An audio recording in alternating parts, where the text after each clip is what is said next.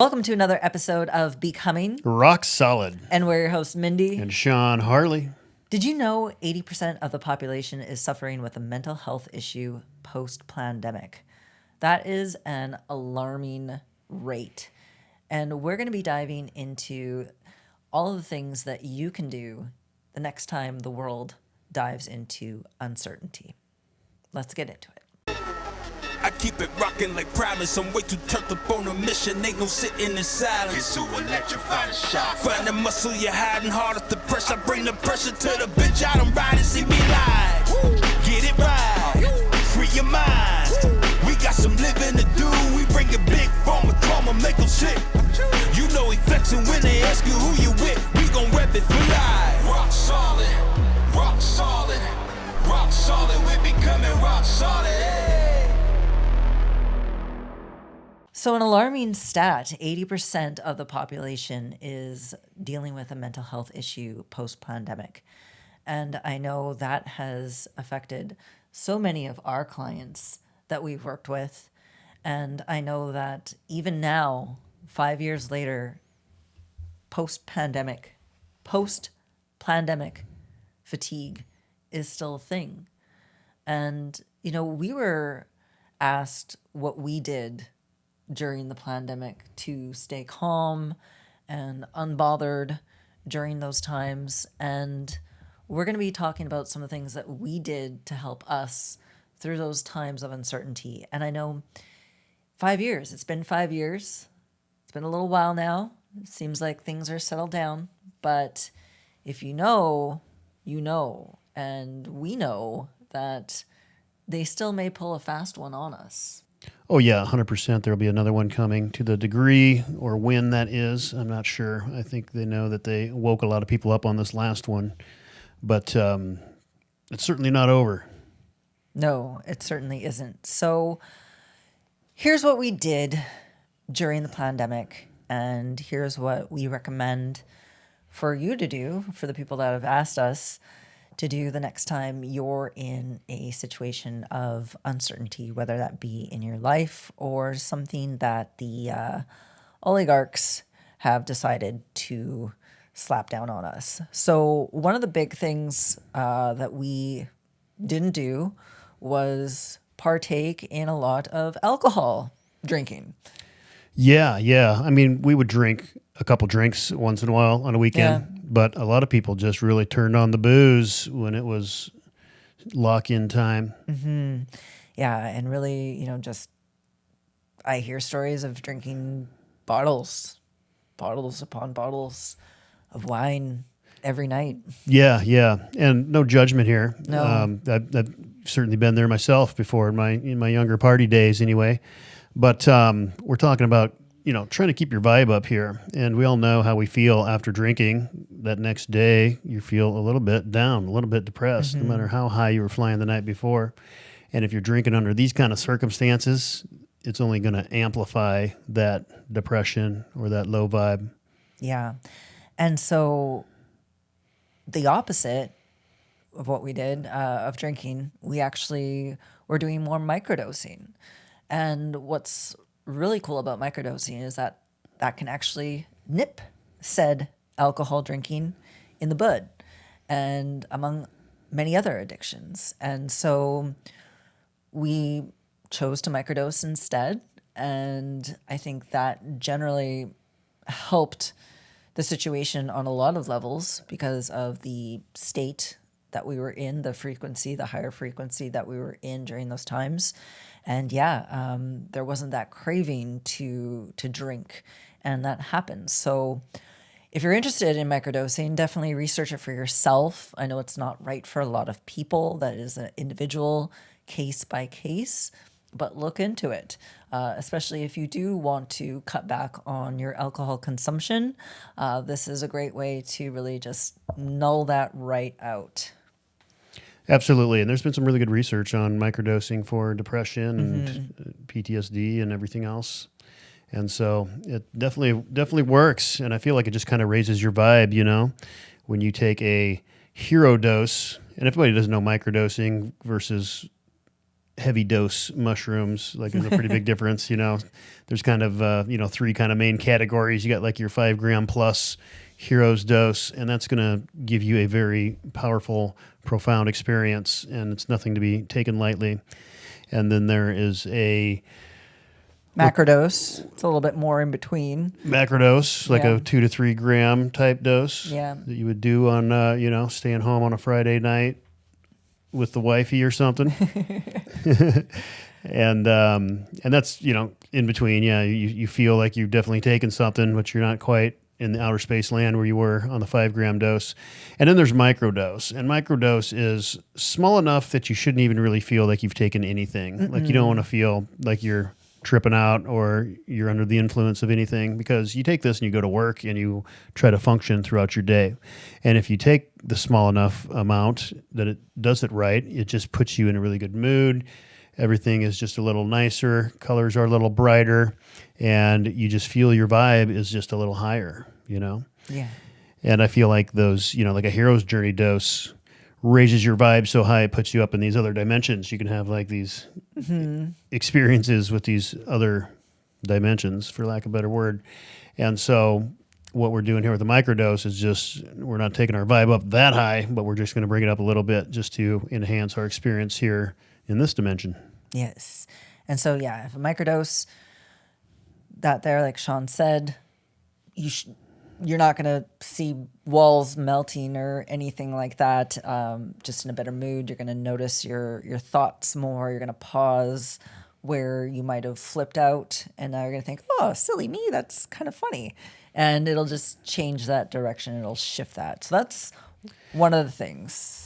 Yeah. I was just I think you made a good point there about how it just makes you kind of look at your own actions a little bit differently, And it's also neuroregenerative, so it helps you grow new synapses and new brain neurons. And so when you're combining the self-work with the new neural growth, that's how you can make some real lasting change. Yes, 100%. So, abstain from alcohol. Maybe consider microdosing. The next is get outdoors. And we were blessed to be by the beach during this time, even though California was probably the worst for lockdown measures, next only third underneath Canada and Australia.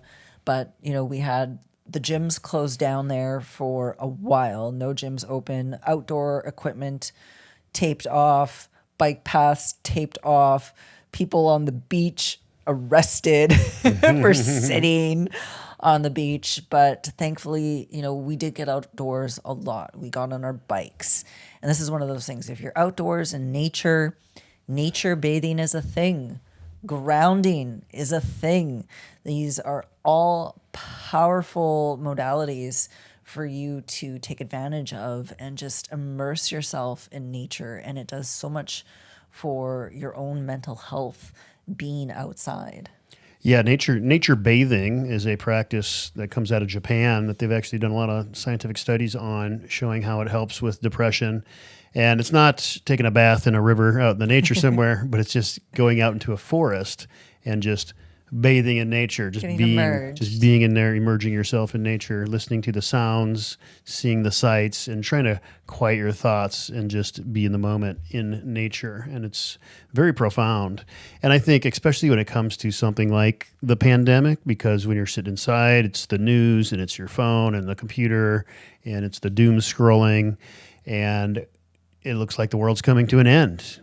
And you see people fighting, you see people divided and arguing about the dumbest shit. And this is all seems to be prodded on from the media, who's trying to scare everybody and keep everybody divided. And it seems like the world's just going to hell when you're watching that stuff. And when you go outside and you listen to the birds and the breeze through the leaves of the trees, you realize the world's not so bad after all. Yeah. And it's going to be okay, And it's so, when they say go touch grass to somebody that's been on the internet for too long, like there's something to that. Sometimes you just need to put that away and all the fear and stress that comes with that, and just go out there in nature and see that it's a beautiful world out there yet. Yeah. And not just that, also the sun. Get some vitamin D. Get some vitamin D on your skin. The sun, the grounding. Yeah. But yeah, vitamin D, especially when we're talking about COVID, which, you know, at early COVID, they said 80% of severe COVID was vitamin D deficiency. And so keeping your body healthy is another way that's going to help you have less fear about any type of pandemic that's coming out. Yeah, and especially being underneath fluorescent lights or LED lights and everything else too has a major effect on your mental health as well and your immunity and your immune system, for crying out loud. Yeah. So yeah, get outdoors. All right. Get grounded, get some sun in your eyeballs, get some sun on your skin, and breathe that fresh air. Yeah, go outdoors, but also go within. And the other thing that we did a lot of, actually, a lot more than we are now, but we meditated a fuck ton. A lot. Yeah, it got heavy then, and it was an easier time then too because the whole world kind of stopped and we all got locked inside, and so it was a really good opportunity to really pick up the meditation. And yeah, I was getting up to 45-minute a day meditations during that time there, and they were getting really, really strong. And, you know, I think we were at a time when the whole world was kind of going through this consciousness shift too. And so, you know, meditating, you're able to kind of tap into the positive aspect of that. Yeah, and it just, again, it's one of those things that I know a lot of people struggle with meditating. I definitely did myself, even though it's really funny. As a child, I drew pictures of myself meditating with butterflies around me. But, but you know, come in my 30s, it was kind of one of those things where I remember working up to the meditation. I would call it, I'd have to do, 5 sets of scrolling before I finally put my phone down in my dark room and settled into it. And I worked my way up. I started, with 5 minutes and then went to 10 minutes and then went to 15 and 20 and so on. And it is a practice and it's hard. I can understand. It's definitely hard to sit when your mind is just going. But it is that practice of that repetition and sitting with yourself and just gently correcting yourself every time and just going back into that. And I think it's so, so powerful. My life has changed so much from being able to sit with myself and sit in meditation. And this is coming from someone who identified with her overanalyzing mind, with my monkey mind, with those labels, right? Oh, the Virgo has the analyzing mind. It makes you a great detective, blah, blah, blah, blah, blah. Great. I identified with that. And guess what? Became your reality. It became my reality. And to really phase out that path, right, or that neural pathway, took that practice, took that time. And it's so, so worth it. And I say that as someone who definitely struggled with sitting down and calming myself and going into meditation. So if you can find that time, make that time to do it and start a practice, start small and honor yourself, honor that time of just being able to be. I think it's so, so powerful. Absolutely. And yeah, I think some good advice for people starting out is, one, start slow, 5 to 10 minutes a day, and just go from there. As you get kind of comfortable with that, you're going to want to do more because you're going to find that at that time, it just starts getting a little deeper and just starts getting a little better. And what you're doing here is just trying to stop the mind from wandering. I don't even want to say stop because it makes it sound like you have to physically do something, but you're just trying to detach from the wanderings of the mind. And one way to do that is to just have your focus on something. And so that could be anything inside of you, a certain spot in your body, one of your chakra power centers. And you just kind of try to find the vibration there and just keep your mental focus in that same spot. Maybe your heart is a really good one because you can feel that vibration a little bit stronger. It's our strongest vibration. And,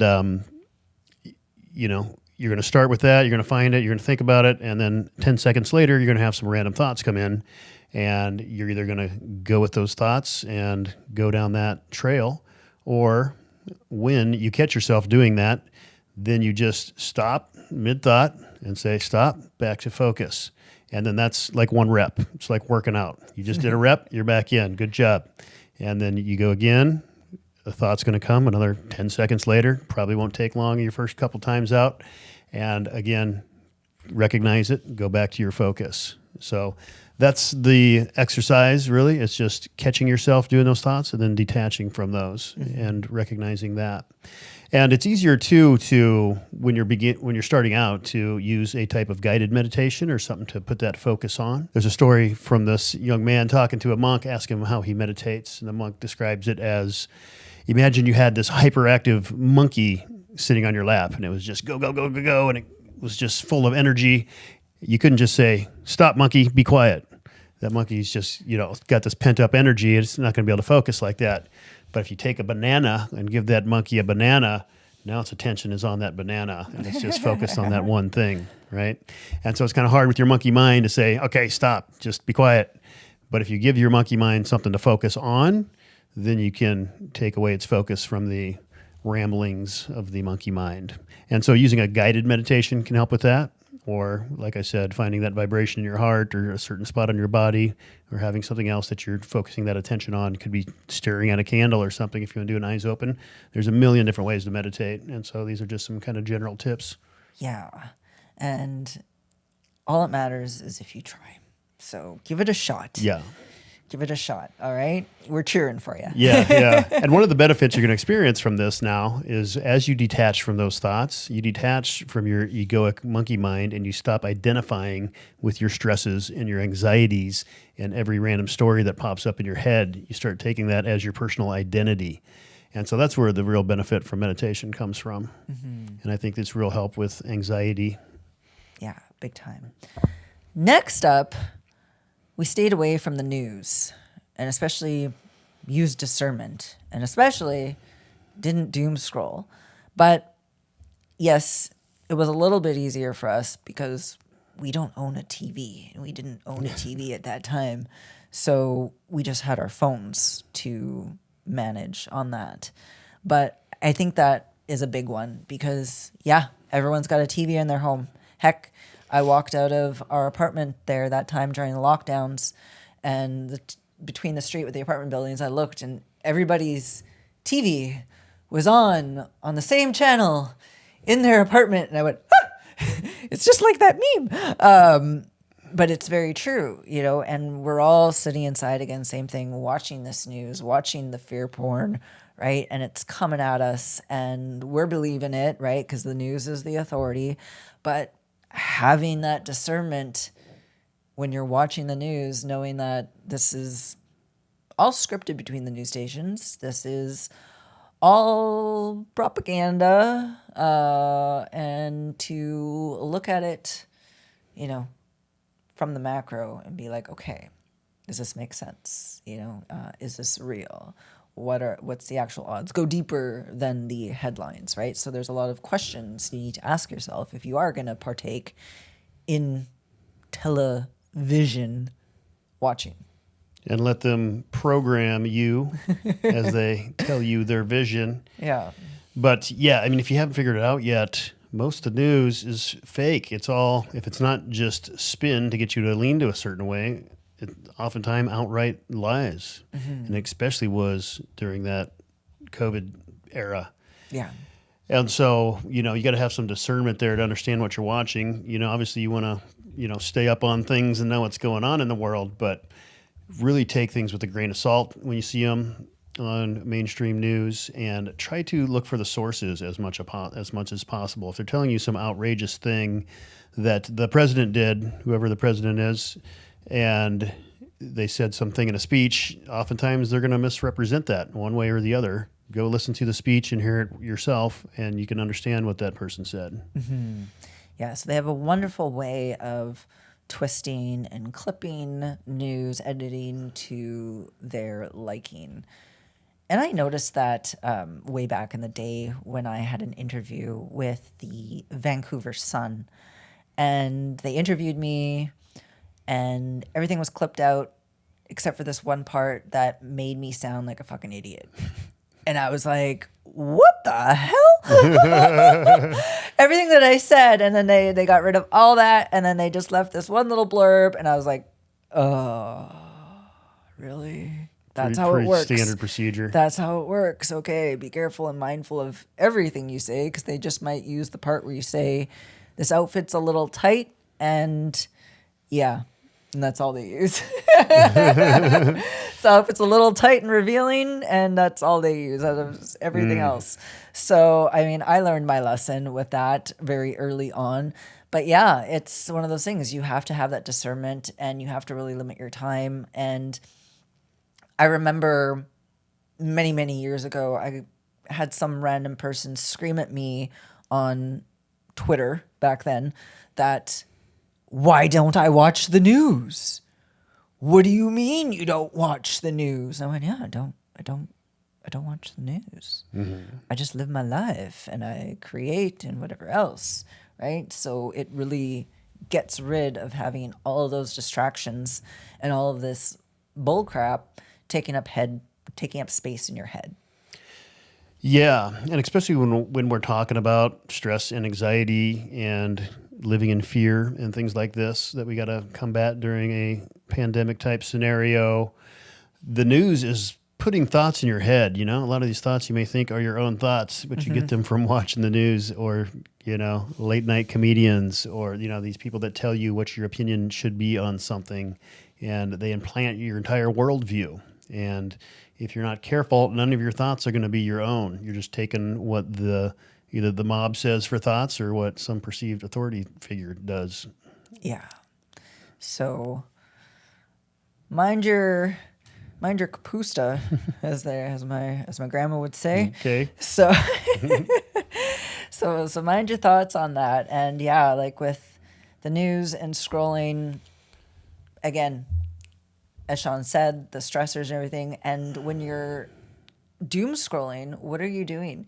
You're dropping histamine, adrenaline, and cortisol, right? You're causing that spike, and you're causing inflammation, and you're causing that stress, which then creates that dis-ease in your body, right? From that high stressful rate. So be mindful of that, because again, that news is stirring up those emotions in you, and that emotion is energy in motion. And when you have that, again, that's going to create all that discord in your body, and it's going to create more problems for you down the road. So it's so important to be mindful of your emotions that are getting stirred up when you are scrolling. Now, the best way to stay mindful and to control the controllables in your emotions, obviously, got my Marcus Aurelius incarnate here. Lean on Stoicism. Yeah, Stoic philosophy can be a huge help for something like this. And it's honestly like just armoring yourself against the world. It's like mental armor for your brain and your emotional body.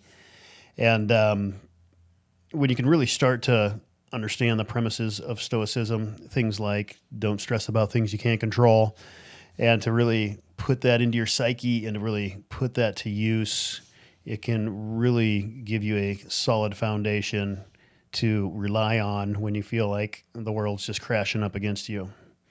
Yeah. So, having either a book on Stoicism, checking it out online, just dive into it. Again, it's whether you're reading it or an audiobook, whatever way you can get it down. But adopting those Stoic philosophies in everyday life is just going to make you a warrior. And, of course, community is a big one. Connecting with like-minded people that maybe might be stronger mentally, might be more anchored into that Stoicism, but having that support group, that community around you is so, so important. I know a lot of people during those times didn't have anyone to lean on, got segregated from their family, lost friends. So this is where social media can be of help, because you can find the others, so to speak. And I know this was a big thing of why Sean and I started hanging with the Harleys on Instagram, and we would do our Instagram lives during those times and be able to provide a different lens and perspective on the world events to help those people, to let them know that they weren't alone in their thoughts, that there were other people that had the same values and same thoughts that were out there that they could, reach out to and have that support. And I know many of you did during those times, and many of you had reached out to us and said, like, thanks. Like, I wouldn't have known, this information, or, I didn't know there was anyone else out there, or, thank you for just putting that information out there. So, I mean, having that community, again, it's so important, especially, working with some of the clients that we did, hearing that they didn't have anybody, and they didn't they didn't reach out. They definitely didn't get connected with us during that time. They got connected with us after that time, and it breaks my heart, and I think it's so important to have that support and to know that you're not the only one out there that's feeling this way, and to have that community around you when you're struggling with your mental health, I think is so key. Yeah, for a couple different reasons. I think one, it just helps you know that you're not going crazy, right? Mm-hmm. The way you're seeing things and the way you're intuitively understanding things, especially if what you're intuitively feeling goes against the mainstream narrative and against what the mob who's been programmed by the mainstream, what they're all thinking. Mm-hmm. And so when it's just you against the world, it can be kind of daunting. But knowing that you've got some other people in your corner makes a world of difference. Yeah, it definitely does. So obviously here the theme is that you want to be able to pull yourself out of these lower vibrations that keep you in a state of fear, keep you from making the right decision, and keep you from going a little cuckoo. Yeah, and there's good reason of why you need to raise your vibe. And one, it just feels good. But I refer to the work of Dr. David R. Hawkins, PhD psychiatrist, who wrote the book Transcending the Levels of Consciousness, along with many other books. And he developed this map of consciousness. And if you take a look at this map, at the bottom we see kind of what we think of as the negative emotions: shame, guilt, apathy, grief, fear, desire, anger. And so all those emotions that, you intuitively would kind of think of as low vibe. And he's got a calibrated number to all of these. And so these are all below the level of 200.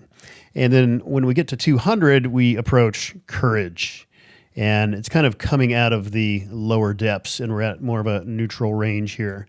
And then above courage, as we work our way up this ladder of consciousness, we get to neutrality, willingness, acceptance, reason, and then at the top echelon of this paradigm, love, joy, and peace. Now here's the interesting part. Where do they try to keep you when something like this happens? The news is running the ticker tape with the death tolls on it. They're trying to divide everybody in every box they can possibly segregate you in and make you hate every other box, and the divide and conquer tactics. And so they really try to keep you into these low levels of this survival emotions, we call them. And, your fear, your desire, your grief, your anger, and then the guilt and the shame as well. And you're also kept in these kind of by your actions, right? You could kind of think of a sin as something that keeps you in these lower vibrations, right? And the interesting part about what Dr. Hawkins here says about this map of consciousness is that until you reach the level of 200, which is courage, and that's coming out of the lower vibrations, until you reach the level of 200, you can't even recognize truth. Mm-hmm. That part blew me away in this book, and it really makes a lot of sense. Uh-huh. And you've all heard that, if you're in a stressful situation, your judgment isn't as good, or if you're angry, you may not do the right thing, but you literally can't recognize truth. And people can show you truth right in front of your face, and you'll reject it and opt for the delusion that you're already under. You will fight for this delusion that you're already under. And again, I saw this a lot with COVID. I would that vitamin D study I reference, show that to somebody that's stuck in fear over COVID, and they will reject that. There's no way 80% of severe COVID cases were affected by vitamin D. What? This doesn't fit my paradigm at all. There's too many people dying. That was a really obvious example to me, like just seeing that in real world, because, I was reading this book as this was all happening, as I was going through my 45-minute meditations a day. I was reading this book, too, to help me ascend my consciousness. And I was seeing that in real time there. I was like, these people that live in the anger and the fear, like there's nothing you can do to show them truth. Like it's just like on a different vibration. And so understand that the first level of coming out of these lower vibrations is courage. And so at courage, you now have a time, at courage, you're able to say, okay, enough of that. I'm through with it. And courage is neutral. It's not walking around in a state of bliss and joy quite yet or anything like that, but it's just enough to start standing up for yourself and to start putting away the programming that others are trying to inflict upon you, and having the courage to just listen to yourself and to speak up for yourself and to be yourself. Or to walk through a grocery store while some other masked up person is screaming at you at the top of their lungs, following you all around the grocery store. Remember that? Yeah.